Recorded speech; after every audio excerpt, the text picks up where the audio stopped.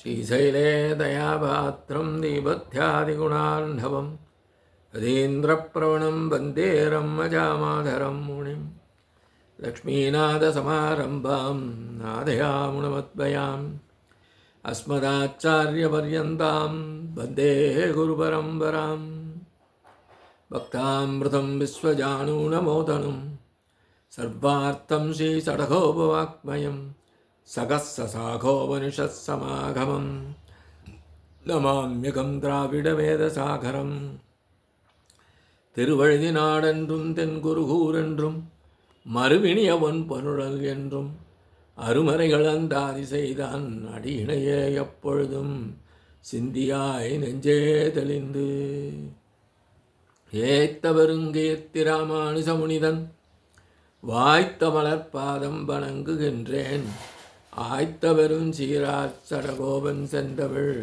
வேதம் தரிக்கும் பெறாத உள்ளம் பெற எம்பெருமான் திருவருளாலே ஆச்சாரியன் அனுக்கிரகத்தாலே கடந்த பல தினங்களாக நம்மாழ்வார் அருளிச் செய்த திருவாய்மொழியை நாம் அனுபவித்து வருகிறோம். இன்றைய தினம் நாம் அனுபவிக்க இருப்பது 257ஆம் பதிகம் 8ஆம் பாசுரம்.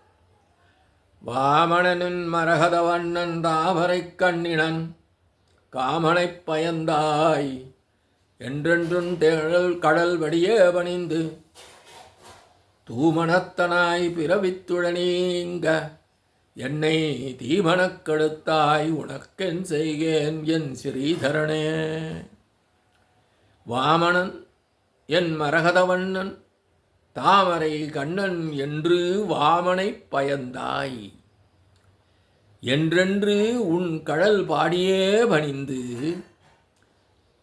காமணத்தன்னாய் பிறவித் துழவி நீங்க என்னை தீமணங்கெடுத்தாய் உனக்கு என் செய்கேன் என் ஸ்ரீதரனே. எம்பெருமானே திருநாமமான ஸ்ரீதரா என்பது குறித்து இப்பாசுரம் அமைந்துள்ளது.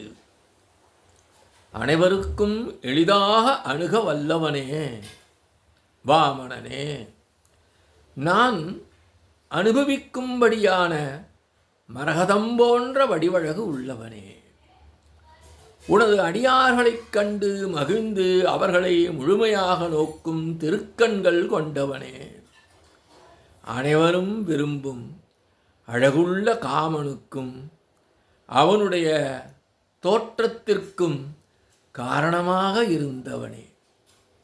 ஆழ்வார் காமனை படைத்தவன் எம்பெருமானே என்பதை இங்கே நினைவுபடுத்துகிறார்.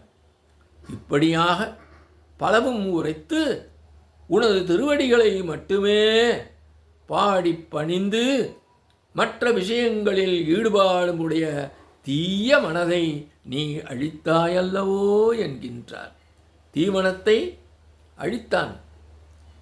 இவ்விதமாக எனக்கு பலவிதங்களிலும் உதவி செய்த ஸ்ரீதரனே, அனைத்தும் நிறைந்த உனக்கு நான் என்ன செய்ய இயலும்? நீ அல்லவோ எங்களுக்கெல்லாம் எல்லாமாயிருக்கின்றாய். இந்த நிலையிலே நான் என்ன செய்யலும் என்கின்றார்.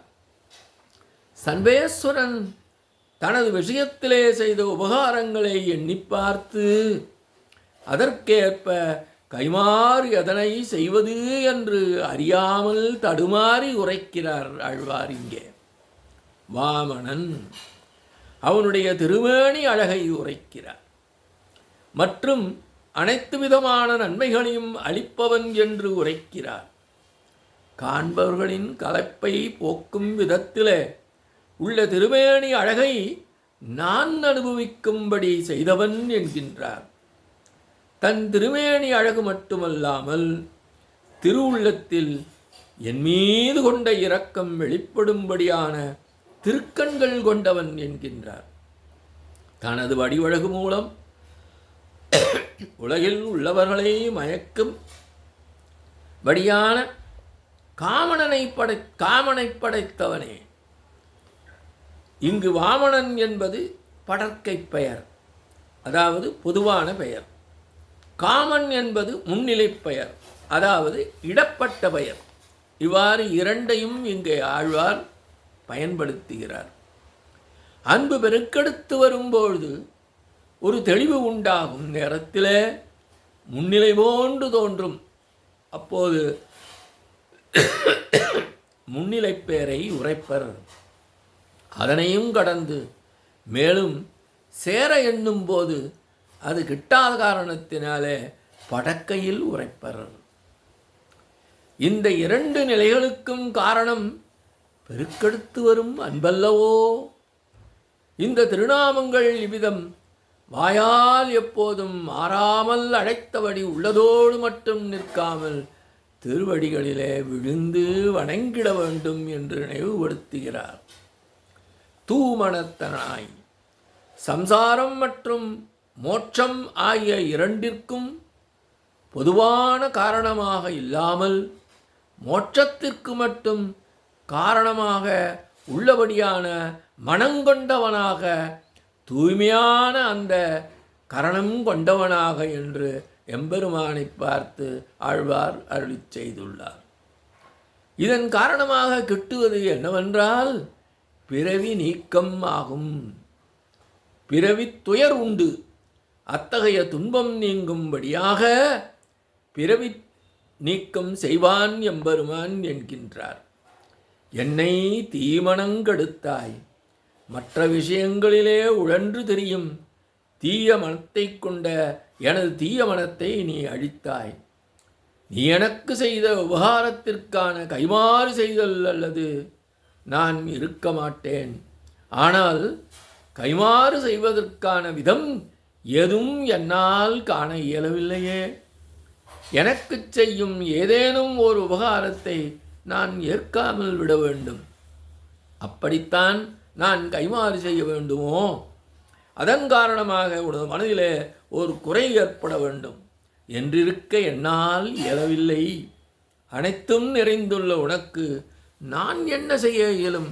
அர்ப்பணே நான் என்பதாக ஆழ்வார் இந்த பாசுரத்திலே அருளிச் செய்ததாக விளக்கம் அமைந்துள்ளது. இத்தோடு நிறைவு செய்கிறோம். எம்பெருமான் திருவடிகளே சரணம். நம்மாழ்வார் திருவடிகளே சரணம். எம்பார் திருவடிகளே சரணம்.